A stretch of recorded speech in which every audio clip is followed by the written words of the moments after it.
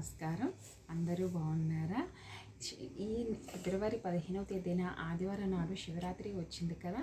ఆ శివరాత్రి పండుగ గురించి ఈరోజు తెలుసుకుందాం. ఈ నెల ఫిబ్రవరి 15వ తేదీన ఆదివారం నాడు శివరాత్రి పండుగ వచ్చింది. శివరాత్రి అంటే కేవలం ఉపవాసాలు జాగరణ చేయడం మాత్రమే కాదు, మన పురాణాల్లో వివరించిన దానికి సంబంధించిన కొన్ని శక్తివంతమైన కథలను ప్రతి ఒక్కరూ తెలుసుకోవాలి. కాబట్టి ఈ శివరాత్రి పండుగ వచ్చేలోపు కొన్ని కథల రూపంలో శివయ్య లీలలు తెలుసుకోండి. ఇక మీ కష్టాలనే వెంటనే తిరిగిపోయి ఆ శివ ఈ తలరాత్రిని మార్చేస్తాడు. ఈ వీడియో మీకు పడిందంటే మీరు చాలా అదృష్టవంతులనే చెప్పవచ్చు. ఈ వీడియోని ఒక లైక్ కొట్టి షేర్ చేయండి. ఓం నమ శివాయ అని కామెంట్ చేయండి.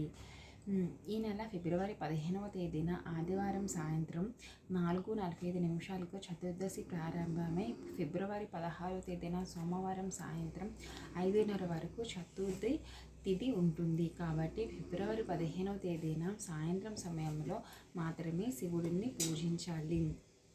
అలాగే ఫిబ్రవరి 15వ తేదీన రాత్రి 11:30 నుండి 1 వరకు లింగోద్భవ కాలం అంటారు. ఈ సమయంలో చేసే శివ పూజ అత్యంత శక్తివంతమైనది. శివరాత్రి రోజు రాత్రి జాగరణ చేయలేని వారు ఆ టైంలో నిద్రపోకుండా శివుని పూజిస్తే మీ కష్టాలన్నీ వెంటనే తీరిపోతాయి. శివుడు అభిషేక ప్రియుడు కాబట్టి శివరాత్రి రోజున ప్రతి ఒక్కరూ శివలింగానికి అభిషేకం చేయండి. కోటి జన్మల పుణ్య ఫలితం లభిస్తుంది. అలాగే శివరాత్రి రోజున తప్పనిసరిగా ఓం నమ శివాయ మంత్రాన్ని 108 సార్లు జపించాలి. అలా జపిస్తే మీ కోరిన కోరిక. శివరాత్రి పండుగ నాడు శివాలయంలో తప్పనిసరిగా ఆవు నెయ్యితో దీపారాధన చేయండి.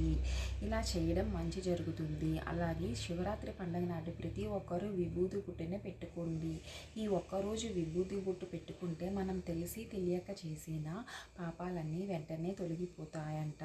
ఇక శివుని కన్నీటి చుక్కల నుండి రుద్రాక్ష ఉద్భవించింది.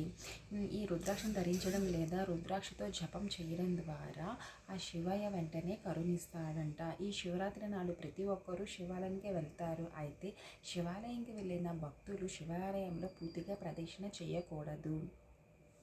శివాలయంలో కేవలం చండీ ప్రదక్షిణ చేయాలి.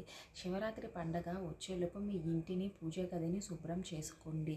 శివరాత్రి మహిమను చాటి చెప్పే అత్యంత ప్రసిద్ధ కథ ఒక బోయవాడి కథ. పూర్వం ఒక బోయవాడు అడవిలో వేటాడుతూ దారి తప్పిపోయాడు. చీకటి పడడంతో క్రూర మృగాల నుంచి రక్షించుకోవడానికి ఒక బిల్వ వృక్షాన్ని ఎక్కాడు. ఆ రాత్రంతా నిద్రపోతే క్రూరమృగాలు వస్తాయన్న భయంతో ఆ బోయవాడు బిల్వ చెట్టు ఆకులను తెంపి కింద పడేసాగాడు. కానీ అతనికి తెలియని విషయం ఏమిటంటే ఆ చెట్టు కింద ఒక శివలింగం ఉంది. అయితే ఆ రోజంతా అతను నిద్రపోకుండా ఏమీ తినకుండా అతనికి తెలియకుండానే బిల్వ చెట్టు కింద ఉన్న శివలింగం పైన బిల్వ ఆకులను వేస్తూ ఉన్నాడు.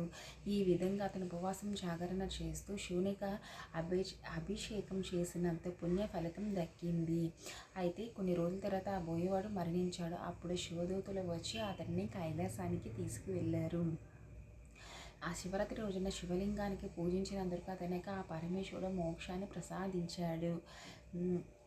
కాబట్టి ఈ కథ ద్వారా మనం ఏం తెలుసుకోవాలంటే శివరాత్రి రోజున శివుని పూజిస్తే చాలు, ఆ శివయ్య ఖచ్చితంగా అనుగ్రహిస్తాడు.